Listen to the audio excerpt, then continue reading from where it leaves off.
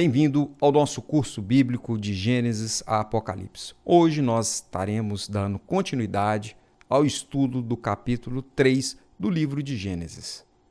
Vamos falar sobre o plano da redenção. Mas antes de iniciar essa aula, eu gostaria de salientar alguns pontos importantes. Entre eles, todos serão ensinados por Deus. É muito importante termos em mente que o conhecimento vem de Deus. E, por isso, devemos buscar o Senhor em oração. Buscai o Senhor enquanto o pode achar e invocai-o enquanto está perto. Busca a Deus nesse instante, peça a Ele sabedoria para lhe dar entendimento, para que você possa entender o plano da redenção. Uma outra coisa importante também é que você faça a leitura do capítulo 3 de Gênesis. Você ainda que não fez a leitura do capítulo 3 de Gênesis, leia o capítulo 3, para que você possa entender melhor o que vamos estudar nesse momento. Para você que está vendo essa primeira aula, a aula de Gênesis 3, quero lhe dizer que nós já estudamos o capítulo 1, o capítulo 2. Basta apenas voltar e ver os outros vídeos referentes a esse assunto, para que você possa construir o conhecimento juntamente conosco. Lembre, você é autor desse conhecimento. O Pai, o Filho, o Espírito Santo, toda a divindade, todo o céu, está à disposição dos habitantes dessa terra para nos dar o entendimento da salvação.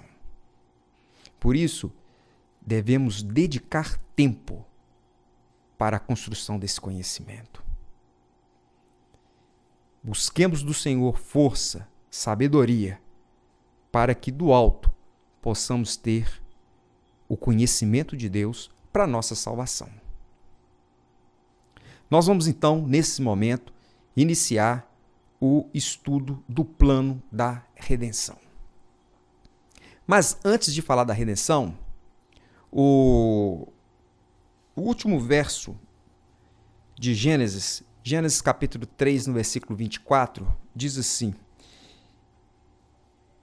E expulsou o homem, fala sobre Deus, e expulsou o homem, colocou o querubim ao oriente do jardim do Éden e o refugir de uma espada que se revolvia para guardar o caminho da árvore da vida.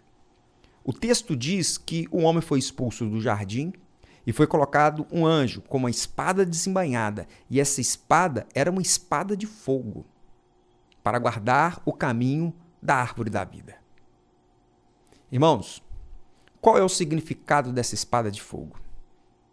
Qual é o significado deste anjo que impedia agora Adão e Eva de acessar o jardim e acessar a árvore da vida? A Bíblia, ela nos traz, nos apresenta a mente de Deus materializada através de um jardim. Tudo que está no jardim do Éden é um reflexo, uma projeção da mente divina. Adão e Eva, quando estavam dentro do jardim do Éden, era como se ele estivesse andando dentro dos pensamentos divinos. Enquanto o homem pensava nas coisas que Deus pensava, ele estava inserido no jardim. A partir do momento que ele comeu da árvore proibida e passou a ter um pensamento independente de Deus, ele já não vivenciava mais os pensamentos divinos, mas sim os seus próprios pensamentos. Então, por isso, não podia mais ficar no jardim e foi colocado para fora do jardim. E o significado da espada desembainhada, a espada de fogo, isso quer dizer uma lição para nós. Que lição é essa?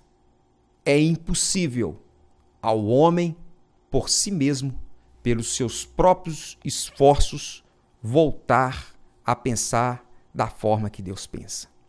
É impossível É impossível a você voltar para a presença de Deus pelas nossas próprias forças, pelos nossos próprios recursos.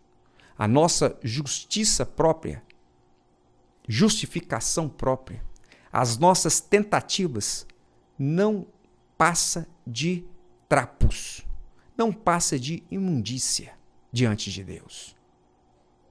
Nenhum dos nossos esforços poderá modificar sequer alguma coisa na nossa vida em que agrade a Deus. Possamos, sim, e podemos fingir que as coisas estão acontecendo, que está melhorando, porque o homem ele é bom para fingir, para mentir, um homem sem Deus. Mas é impossível. Aquela espada desembainhada mostrava duas lições para nós. A primeira lição: pelos nossos próprios esforços é impossível retornarmos à presença de Deus. É impossível comermos da árvore da vida. E é impossível voltar a pensar da forma que Deus pensa. É impossível para o homem. Ele não consegue isso por ele mesmo. A segunda lição é que todo transgressor, todo pecador é mortal, porque tu és pó e ao pó tornarás. Não comendo da árvore da vida, a morte é certa. A sepultura não para de receber corpos. Constantemente no cemitério está chegando corpos para ser sepultado, porque o salário do pecado é a morte. A perdição entrou no nosso planeta através da desobediência dos nossos primeiros pais. E uma coisa é certa: a Bíblia fala que no livro de Jeremias, no capítulo 13, no versículo 23, diz assim: pode acaso o etíope mudar a sua pele ou o leopardo a sua mancha? Por acaso pode? Pelos nossos próprios esforços, possamos sequer mudar a nossa natureza? Não. Nós podemos melhorar, mas a transformação da natureza nós não conseguimos.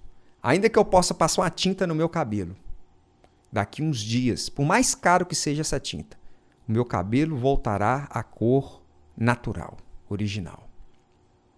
Sabe por que isso acontece? Porque os esforços humanos não é capaz de salvá-lo. Então, mediante esse pensamento, nós iniciamos então o plano da redenção. O plano da redenção entra com o primeiro princípio: a impossibilidade do homem de se salvar. Não tem nada que ele possa fazer que venha salvá-lo. É impossível ao homem salvar a si mesmo. É impossível ele se reerguer da queda.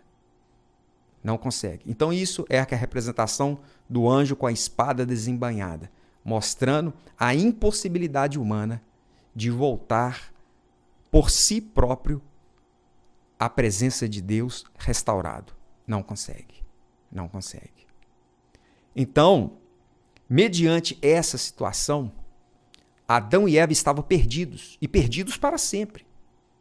Por mais que eles se esforçassem, eles não iriam conseguir.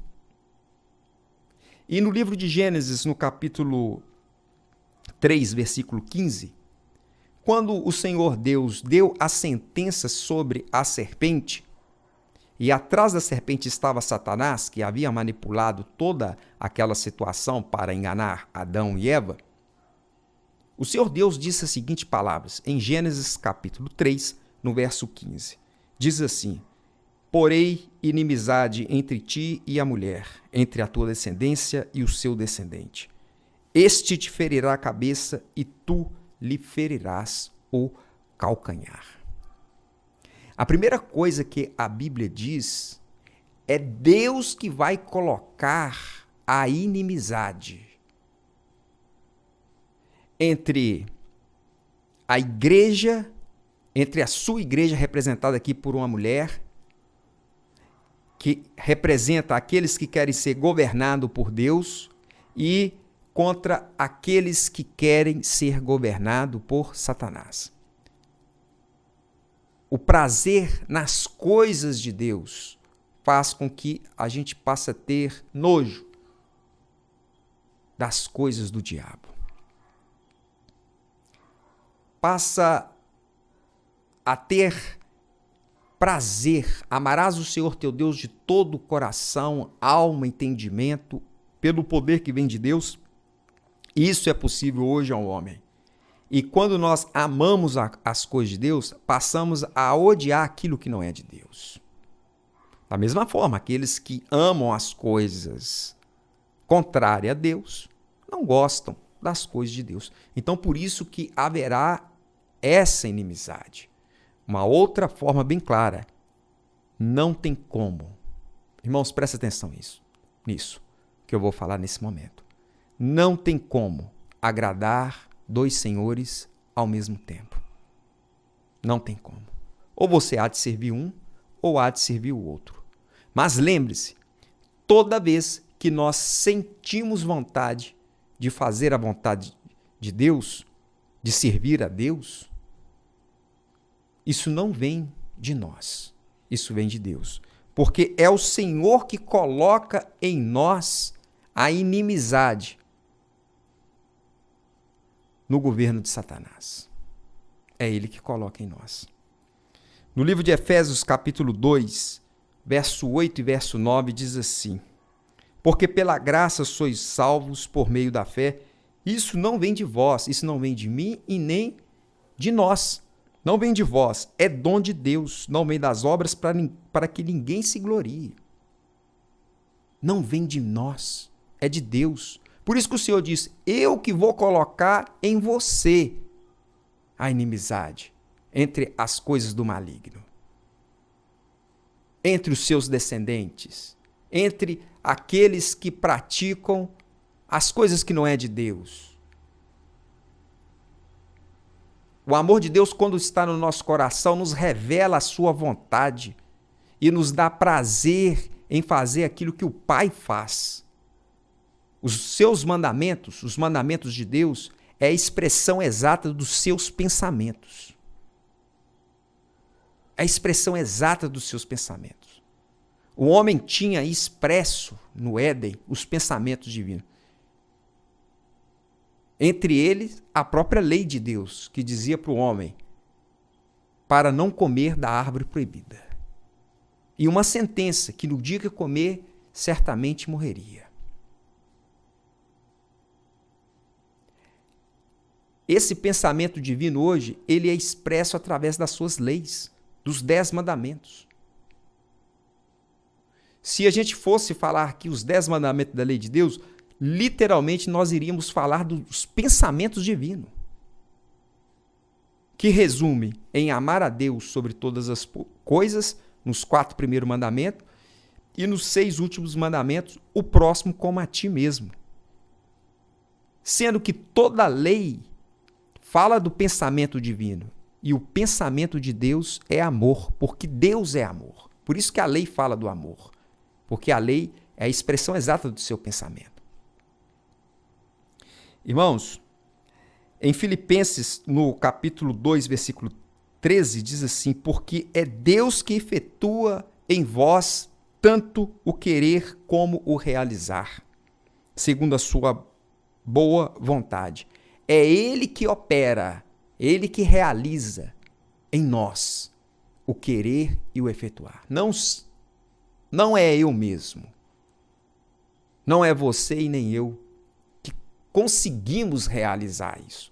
Quando nós sentimos prazer em guardar a vontade de Deus, é a sua ação em nossa vida. Então, quando ele disse para Adão que iria colocar a inimizade entre a mulher e a serpente, ele queria agora dizer que dali para frente, os descendentes da mulher os descendentes da igreja de Deus, seria inimigo do governo da serpente, da proposta da serpente. E vai haver inimizade, vai haver guerra entre uma semente, a semente da mulher, e a semente da serpente, os descendentes da serpente. Estou dizendo de forma espiritual. Essa guerra é uma guerra de forma espiritual. E a Bíblia diz que da mulher, diz assim, que viria um descendente da mulher, que este te ferirá a cabeça. Ele iria ferir a cabeça do governo da serpente. Cabeça em profecia quer dizer governo, forma de governo. Essa cabeça seria ferida, seria moída, seria destruída. Do descendente da mulher que esmagaria a cabeça de Satanás, seria Jesus Cristo que viria a esse mundo. O Verbo se fez carne e habitou no meio de nós. E Jesus, quando viesse nesse mundo, ele iria ser obediente até a morte e a morte de cruz. E a obediência de Cristo faria com que o homem pudesse voltar a ser obediente novamente. Porque o Espírito que agiu em Jesus e o levou à obediência, o guardando do mal, é o mesmo que age na sua vida e que age na minha vida. E se nós agarrarmos as promessas de Deus pela fé, esse poder operará em nossa vida para a manifestação da glória de Deus, que é a restauração da imagem e semelhança de Deus na nossa vida. Então a Bíblia diz assim, no livro de João, capítulo 1, versículo 12, diz assim que, mas a todos quanto receberam, está falando de Jesus, todos quanto receberam a Jesus, deu-lhe o poder de serem feitos filhos de Deus, a saber, os que creem no seu nome. Os que acreditam. Crer quer dizer aceitar como verdade. Aceita como verdade tudo aquilo que Cristo falou. Então, o plano da redenção, ele inicia falando da impossibilidade humana de voltar por si próprio à presença de Deus. O plano da redenção apresenta que é Deus que vai operar em nós, que eu porei, diz o versículo de Gênesis, eu vou pôr a inimizade. É Deus que põe a inimizade. É Deus que opera em nós o querer em fazer a vontade dele. Ao mesmo tempo, ele tira do nosso coração em querer fazer o mal. Quando Deus tira isso de nós, é chamado de purificação. Ele está nos purificando. Isso é uma purificação que vem dele. E isso só acontece com a presença dele no nosso interior. Quando Deus ele se faz presente dentro de nós, ele consome toda a imperfeição. Ele consome todo o defeito.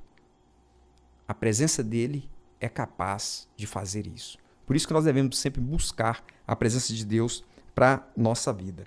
E em João 3,16 fala que tudo isso aconteceu porque Deus amou o mundo de tal maneira que deu seu Filho unigênito, para que todo aquele que nele crê não pereça, mas tenha a vida eterna.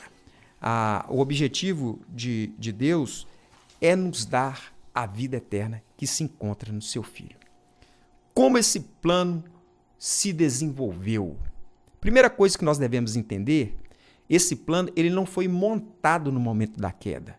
Ele não foi montado depois da queda. Não. Esse plano já havia sido montado antes da fundação do mundo. Antes de existir planeta. Deus, quando já pensava em criar o homem, ele montou o plano da redenção com o objetivo. Não para que o homem pudesse pecar, cometer pecado. Não, muito pelo contrário.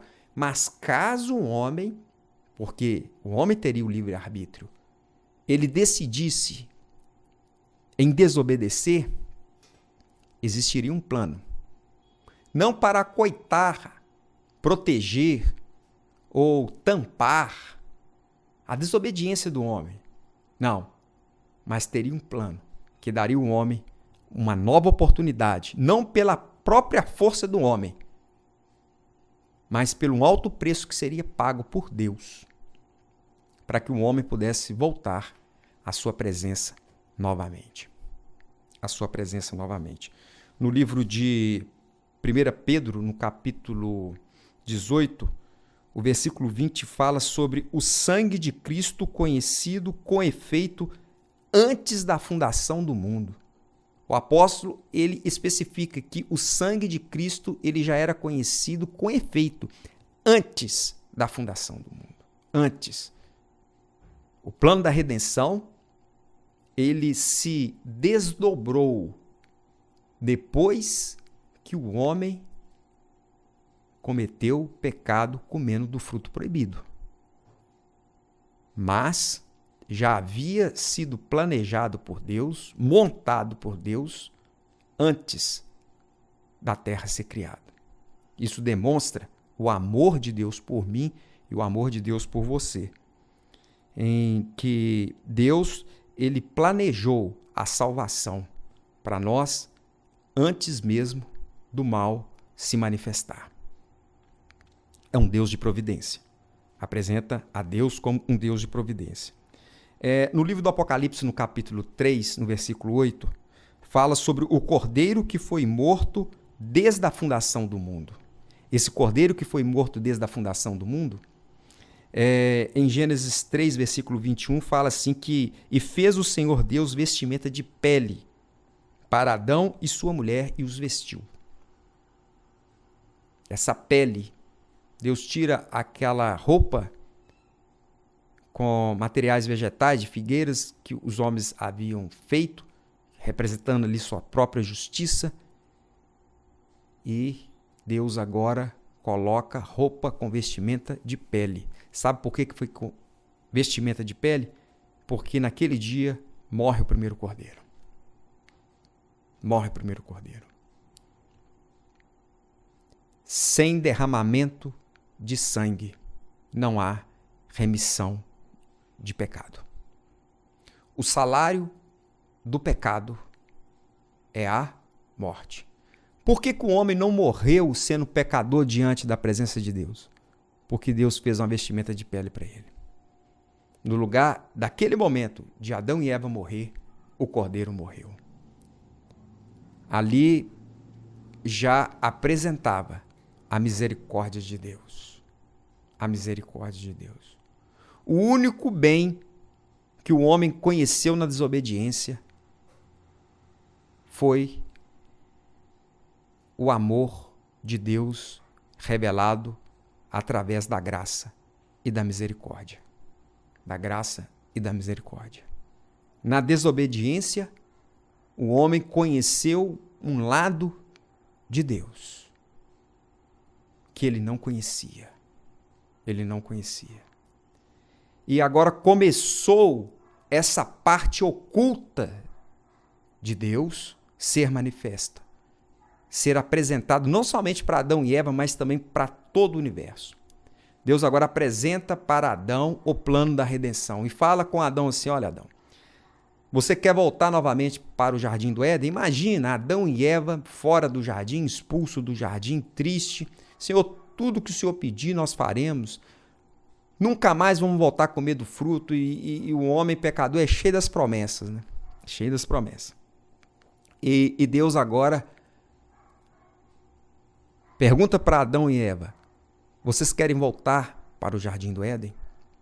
E Adão fala assim: Senhor, nós queremos voltar. Então Deus fala assim: então a partir de hoje você vai fazer o seguinte, Adão, olha, você, seus filhos, seus descendentes, você deve pegar um cordeiro.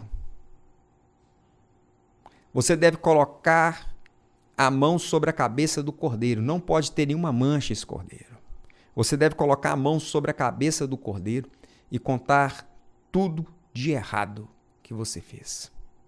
Simbolicamente, isso será a transferência da sua culpa para o cordeiro, Adão.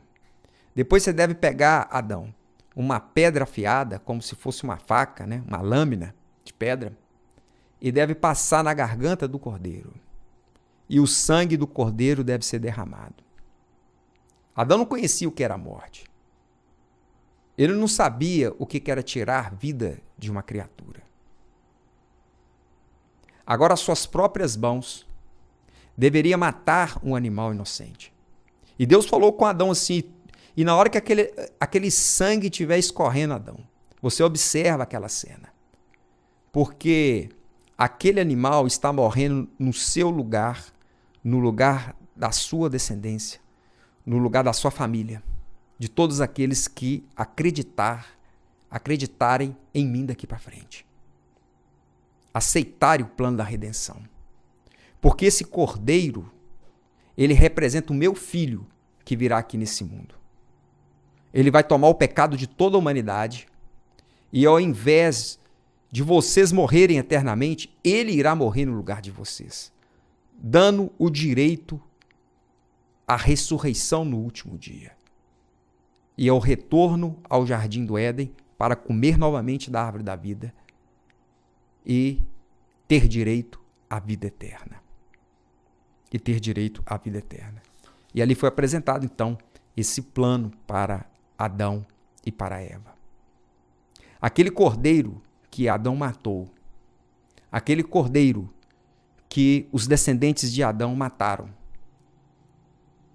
ele representava o Filho de Deus.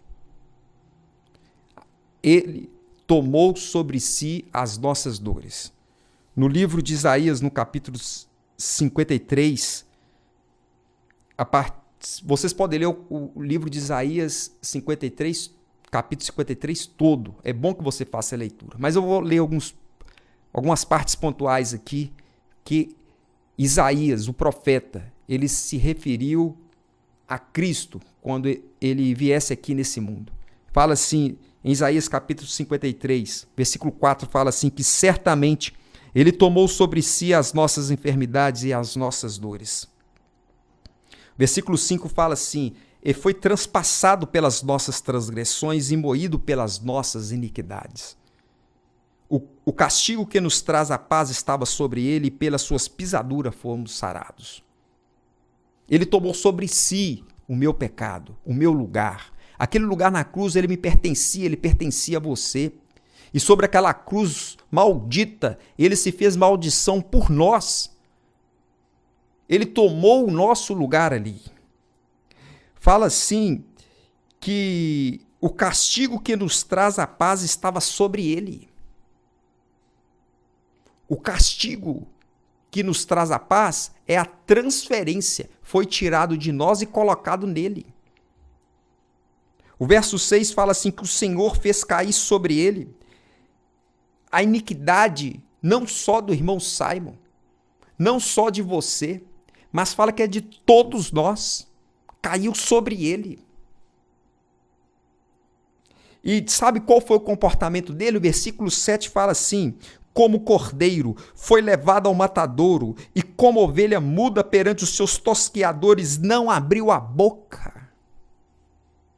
Ele não abriu a boca. Sabe por que ele não abriu a boca? Porque ele não veio fazer sua própria vontade, mas a vontade daquele que o enviou, a vontade do Pai.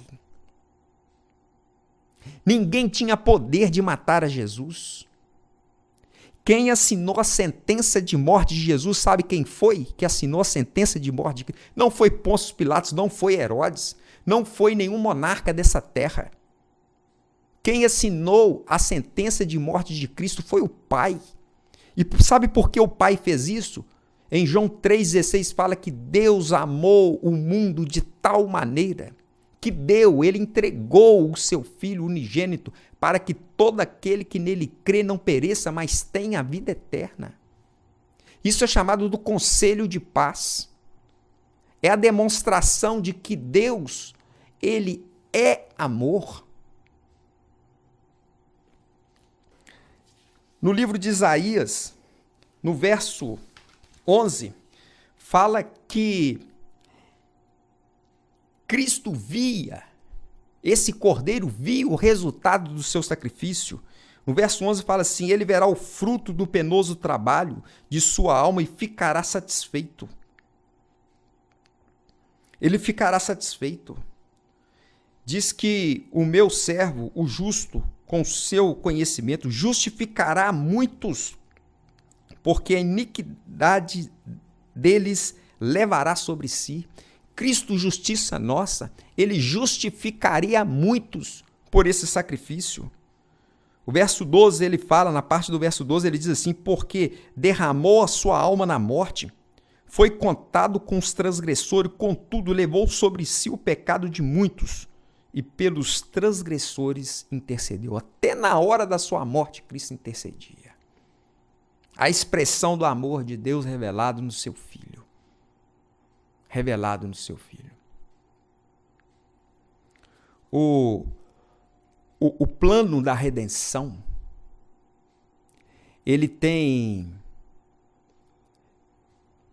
a sua apresentação de forma micro, que é aquela forma pessoal, aonde que ele é muito importante para a nossa salvação individual, porque sem a morte de Cristo, sem esse plano, individualmente nós não conseguiríamos ser salvos.